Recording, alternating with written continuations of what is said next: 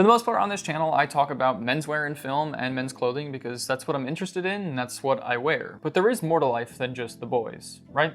After I posted my director's video, a couple people commented asking me to talk more about female directors, and reading that made me want to dedicate a whole video to some of the best dressed female directors in film history because there are so many that dress impeccably. So let's look at some of the best dressed people behind the camera. Before I get into the video, I do just want to call out the book How Directors Dress because both for my previous director's video and this video, it was a huge help. Shoutouts to Director Fitz for making that, and A24. It is an amazing book that you should definitely pick up if you haven't already.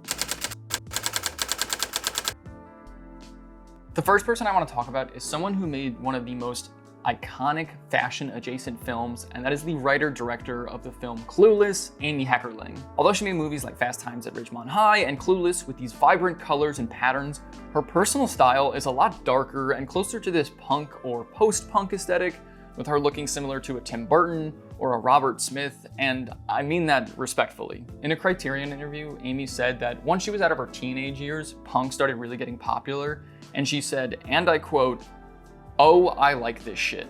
And based off her wardrobe, we get a sense of that. Her outfits on set during the 80s were muted with dark sweaters, flannels, black Western button-ups paired with dark blue jeans, black blazers embellished with pins, all of which were accompanied with dark shades and circular glasses. I think this Look Who's Talking promo photo from 1989 underscores this post-punk look with her white Peter Pan collar button-up, blazer accessorized with a pin, and a messy hairdo. This photo is what I imagine the Cure fans strive to look like, but Amy is in a whole other realm in her own right. What I found interesting was that although she had this dark palette and dark aesthetic, on the set of Clueless, she tried to match her film with more whimsical outfits with salmon snapbacks and other quirky hats, as well as a purple monochromatic outfit, giving herself a bit more color and vibrancy. But she also stayed true to herself, wearing oversized white button-ups, and even at the premiere of Clueless, keeping with this punk adjacent aesthetic, wearing a black cardigan over a white button-up with a skinny black tie, black skirt,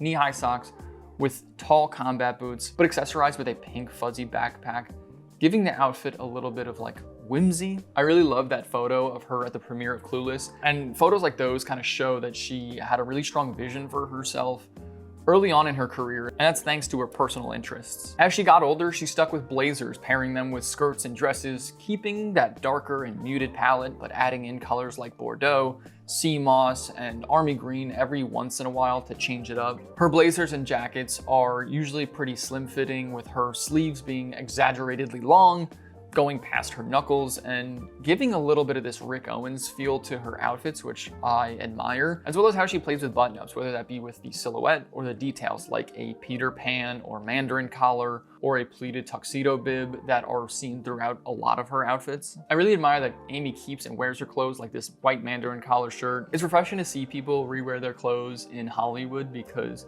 it shows that their outfits are more personal to them and they're not just a walking billboard, which I think we have kind of a problem with that nowadays. And although Amy does wear a lot of dresses and skirts, she won't shy away from a pair of pants. And one of my favorite outfits of hers was from a New York Times photo shoot where she has that white Mandarin collar shirt that I talked about before, with a black V-neck sweater, black blazer, slim fitting, sleeves going almost past her knuckles, and these slim dark blue jeans with some black boots. Her big hair and makeup complements the outfit really well. I got a real sense of this punk undertone without it being like slapstick at all. And it just feels like an evolution for Amy and her style. But moments where she takes an almost theatrical approach and dresses up her style is where I think she really shines. Like this outfit with a high collar, white button-up shirt, long military styled coat, and a long black flowing skirt. I think the collar, the details of the coat, and then all of these fabrics flowing together creates a certain drama to the outfit, which is really fun. And it's outfits like these that are some of my favorites from Amy. I really like how she used her interests in order to mold and influence her wardrobe, creating a more unique and personal style to herself, which is something that I've been trying to do as of late.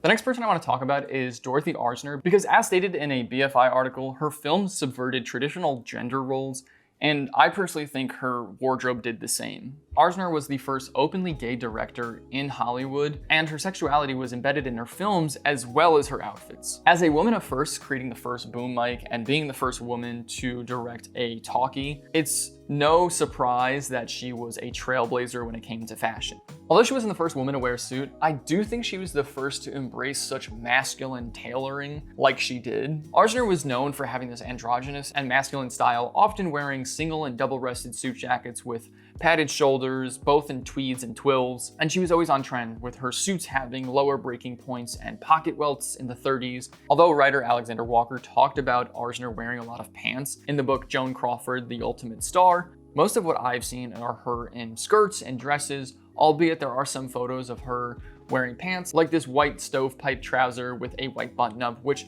was definitely a more casual looking fit for Arzner, but pulled it off extremely well. But still, her matching suit jacket and skirt sets had this masculine feel to it thanks to the cut and fabrication with details like notch collars, peak lapels, as well as fur trims. And the way she styled them was perfect. Layering shirt collars over jackets and adding printed ties or a bow, making the outfits a bit more fun and skirting around the traditional gender norms of masculine tailoring. To put it simply, these suits always had an amazing level of craftsmanship to them. She bounced back and forth between masculine and feminine accessories, really adding to the androgynous look with her ties, berets, silk scarves, lace collars, and even wearing silk bows. And all of this wasn't really seen or popular, even in Hollywood, which is why I think it's so badass that she did it. Her outerwear is a mini obsession of mine, with all of her long coats adding a little bit of drama to her outfits, oftentimes with the collars popped up, a nice touch or style detail that adds a little something to the outfit. One of my favorite outfits of hers was this wrap shirt belted with a long scarf draped around her neck, a skirt on bottom, and this notched collar overcoat with the fur collar popped up. I love that scarf around the neck, acting as a layering piece and adding a little bit more depth to the outfit. I think it's a great showcase of how Arzner combined these masculine elements like slick back hair and a masculine fitting overcoat with feminine elements like the scarf, the wrap top, the skirt, which all together created such a magnificent marriage of the two. Whenever I look at these photos of Arzner, I feel like I'm doing something wrong with my wardrobe and I need to go out and buy a handful of vintage suits that fit me perfectly, or go to the best New York tailor around, because all of these outfits are extremely smart and rich with details and classic tailoring, and they're just magnificent.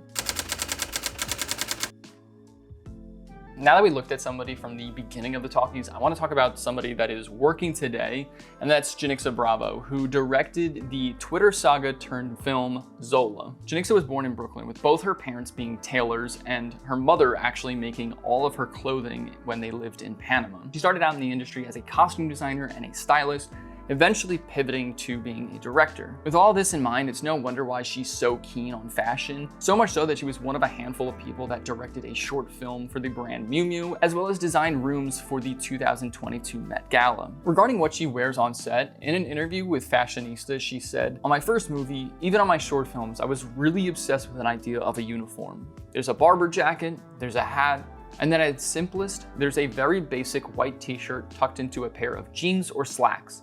It can evolve for temperature, and it's also pants that I can sit on the ground in, and it's not something I'm self-conscious about." We can see a rendition of this outfit with a sheer white deep V-neck and a pair of black pants. It's simple and hard to mess up, so it really is just a good go-to. Even though she doesn't stick with her uniform like she once did, we still see that barber jacket in action, like on the set of Too Much, Instagram, and at events styled with a striped turtleneck and red baseball hat, or buttoned all the way up with the collar popped up and a scarf draped around her neck, all of which are great uses of the jacket.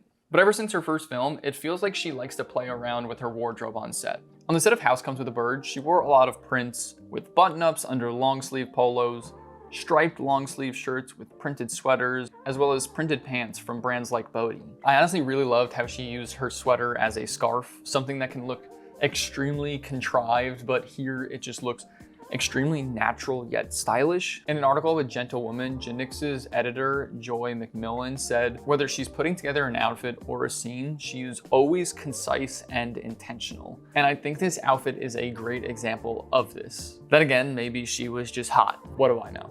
My personal favorite outfit of hers, though, probably has to be from The Listeners, where both her and her DP, Jody Lee Leaps, have phenomenal outfits. Janicza wears a white turtleneck under a gray wool sweater by the brand & Daughter, her Barber jacket, and then this monster hooded puffer jacket. She's also wearing black Prada nylon overalls tucked into her blue and gray hiking boots, and finishes off the look with a pair of Guggenheim Mariam Kehani sunglasses, as well as a black snapback. To put it simply, this outfit is bonkers. The layering here makes her almost larger than life, the monochromatic palette is fantastic, and it's a perfect amount of accessorizing in my opinion. This is also a great showcase of how directors will match their surroundings using their location and the weather to help dictate how they're gonna dress on set. Her DP is also in a similarly great outfit, with the pair of them looking so striking together and serving as great inspiration for the winter months to come. One of the first things I noticed when researching Janicza was that she has and wears a lot of hats, and a lot of them come from the brand Mariam Kehani. She equates them to different hairstyles, and after seeing a lot of these photos,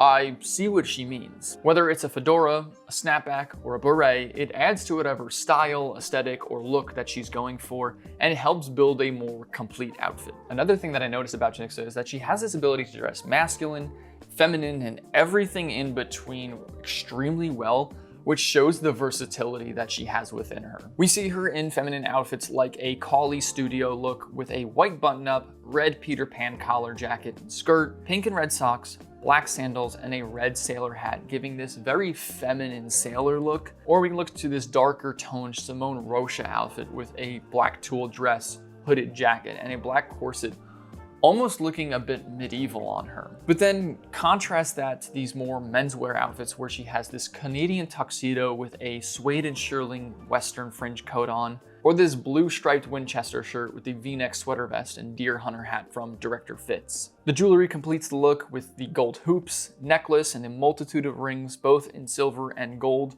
Also, on the slim chance that you're watching this, Mr. Coronian, please run this one back so I can buy one. It is fire. But when I look at these outfits, I think of two things. They're styled really well, and the fit of everything is very intentional. In a Studio Nicholson interview, she said that fit always comes first, and that's apparent when she wears things like this light blue oversized button-up with faded blue jeans and the sweater over the shoulder. When it all comes together with the horsehair clogs, it's such a banger of an outfit, but the fit of everything was just so important here. The shirt needed to be oversized, the jeans needed to be long and have a straight fit so it can bag a little bit, and even the fit of that sweater mattered, even if she wasn't actually wearing it at the time. She's also talked about people like Bill Cunningham and Diane Keaton as her fashion and style icons, and you can see the influence, especially with Keaton's wardrobe with her wide leg pants, button-down shirts, vests, and blazers. I definitely see a correlation between the two, especially when I look at an outfit like this olive green ensemble with the green vest and balloon trousers. But there's something else that influences her when she gets dressed. In Harper's Bazaar, she said, "I feel every day that I get dressed is an opportunity to play some character, and the clothing, much like my characters in my work,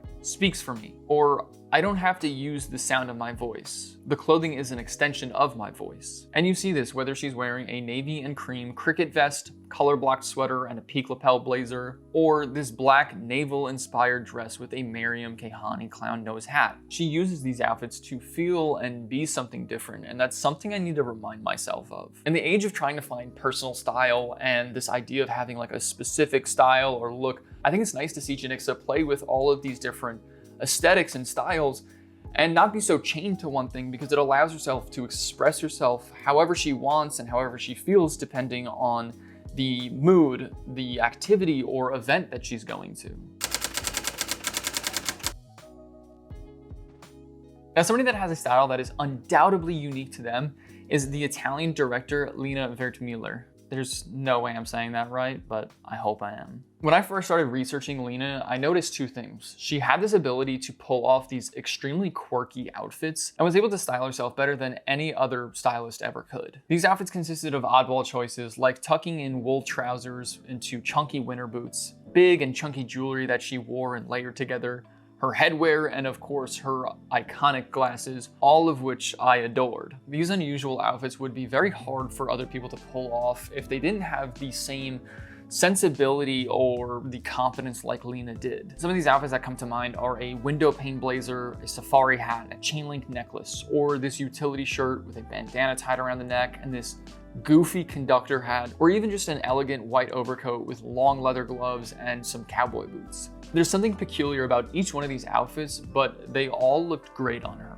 Going back to those wool twill trousers, this is such a wild outfit. On top is this matching cardigan jacket with a fur collar, utility belt over the jacket, pants tucked into the boots, a beret, and her white glasses. It makes no sense, but it works for her.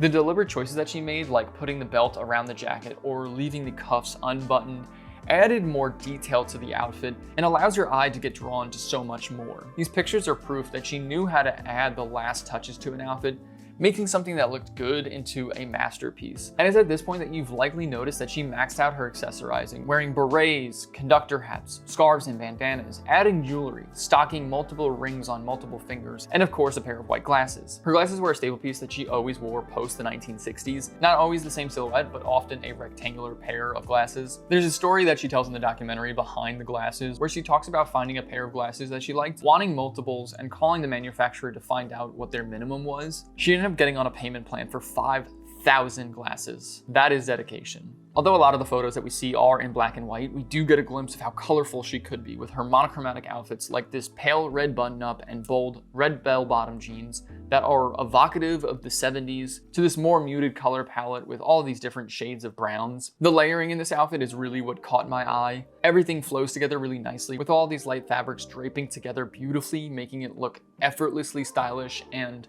I loved those boots. She actually had a small collection of boots that were pretty unique from one another, and I loved each one. As somebody who wears boots roughly 300 days a year, I respect her game. Whether it were the cowboy boots, snow boots, or these leather boots, they always accented the outfit, even if they were an unusual match for the average person's standards, especially for the time period. Nowadays, people do this as a fashion statement and enjoy mixing in boots where they don't really belong, and while that's really cool and I'm a fan of it and I even do it myself sometimes, this isn't what Lina was doing. This was just her and what she thought looked good. And those brown leather boots, they stayed in her wardrobe for a pretty long time. Here she is wearing them on the set of Summer Night in 1986, wearing a tank top, safari hat, utility shorts, and a button-up tucked into her belt, and again in 1999 with that monochromatic outfit. I love the Summer Night set outfit for a few reasons. One was that safari hat, it's a wild choice. Two was the tucking in of the shirt into the belt. I know this was just for practical reasons, but it just looked like a really good style detail. And then three was the combination of the shorts with the boots. I've grown to love the short and boot combo,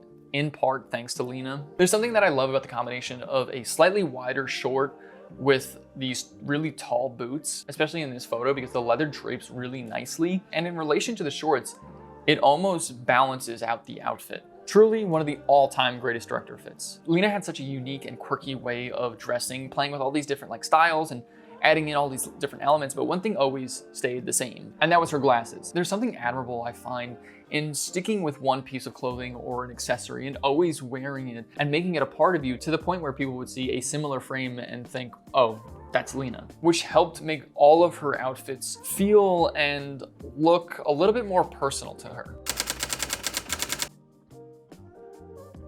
Lastly, I want to talk about another director that had a lot of fun with their outfits, and that is the one, the only French director, Agnès Varda. As someone who is donned Mamamita Punk by her grandson, she never really followed trends, influencers, or the majority of the fashion industry, and instead did whatever she wanted. When she was young, she had this naval/nautical look with naval uniform tops paired with slim fit denim and sandals, sometimes accessorizing with handkerchiefs and sailor caps, as well as knitwear that kind of added to this look, like this turtleneck sweater. And in addition to this, she also had this Ivy look going on with revered collar button-ups, slim-fitted cardigans, some of these collared shirts later in these sweaters, as well as some tailoring. One of my all-time favorite outfits of hers was this wool notched collar blazer over a white button-up with what appears to be a knitted long sleeve underneath and some black trousers. She accessorized with what I believe is a 1930s Rolleiflex camera. And lastly is that insane bowl cut that she had, and I say that with the utmost respect. At one point in her life, she decided to put a bowl on her head and literally just cut around it. And impressively enough, she stuck with it all her life, and the only change being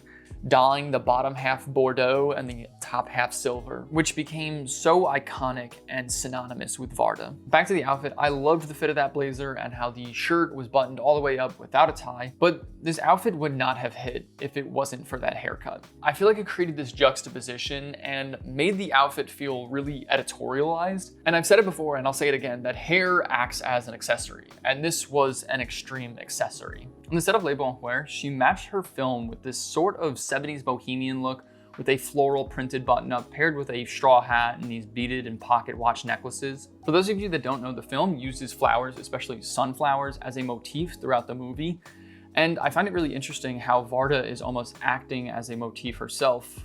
Throughout her life, Varda wore a ton of prints, whether it be big polka dot dresses to floral vests, and combined them together, which is where we really start to see some of her vibrant personality shine through. And as she got older, her outfits looked more and more like they were made from large swaths of fabrics wrapped around her, with everything flowing harmoniously and almost molding into one garment. She loved wearing kaftans, layering them with scarves and tank tops, which looked odd but great on her. And like her love for prints, her admiration for color only intensified with age. This all pink outfit is such a banger, with a pale pink sweater, large pink scarf, and this light printed pink skirt. It shows somebody who's not taking themselves too seriously and just having fun and wearing whatever they like. One of her most iconic outfits was at the age of 89, where she wore this Gucci silk pajama set and robe. The set was made under the creative direction of Alejandro Michel and matched Varda's vibe perfectly. It was relaxed, comfortable, yet stylish, which she loved going for. Whether this is your style or not, you have to admit that this is iconic and pulled off so well with her two-tone bowl cut and these big round framed sunglasses. I pray that when I'm 89, I can pull fits off like this, because damn. Like Dorothy Arzner, I'm also a sucker for Varda's outerwear collection, with a lot of them being these like floor-length garments that just encase her. From the long black puffer jacket with a purple scarf wrapped around her to this white collarless jacket layered over a black vest, they all looked great on her. But my favorite probably had to be from the set of Vagabond, where she wore an Anzi Besson jacket, scarf tucked into the jacket, circular sunglasses, some sort of tall boots, and finalized the outfit with a viewfinder around her neck and this awesome cowboy hat. The addition of the hat made the outfit kind of quirky, but in a different way. It gave her this edge that she usually didn't have in this way, with a lot of her outfits having all these flowing and delicate fabrics. And I think it was really nice to see. The way she played with color and patterns was really admirable. She was truly singular with her sense of style and dressed for nobody but herself. I was talking to a friend the other day, and he was saying that in the world of fashion, especially like designer or name brand fashion, it feels like a competition of who has the best outfit or who has the best knowledge or most knowledge regarding a certain designer or just fashion in general. And while I think it's nice to have that knowledge and it's good, this is supposed to be fun. I think the best thing you can take from Agnès Varda is to have fun, play with colors, patterns, silhouette, and don't take yourself so seriously. I sometimes find myself being very binary and only looking at menswear for inspiration when there is so much more to be inspired by out there. All of these directors are stylish in their own way and have such a unique vision, not only for their films, but their wardrobes as well. Whether it be Varda's colorful playfulness, Lina's quirky concoctions, or Dorothy Arzner's tailoring, there's something to be taken from all of these people. And to me, this just continues to prove that directors are some of the best dressed people on this earth. What are you guys gonna be pulling from these directors? Let me know down in the comments below and who your favorite director was in this video. Also, like the video, subscribe if you haven't already. Follow me on all my social medias. They're all linked down below. I'm on Instagram, TikTok, Twitter, and Letterboxd, as well as all the articles I read in preparation for this video. And if you haven't already, I highly suggest that you buy the book, How Directors Dress, because it is a phenomenal, phenomenal, phenomenal book. That is gonna be it for me. Thank you guys for watching. I'll see you next time.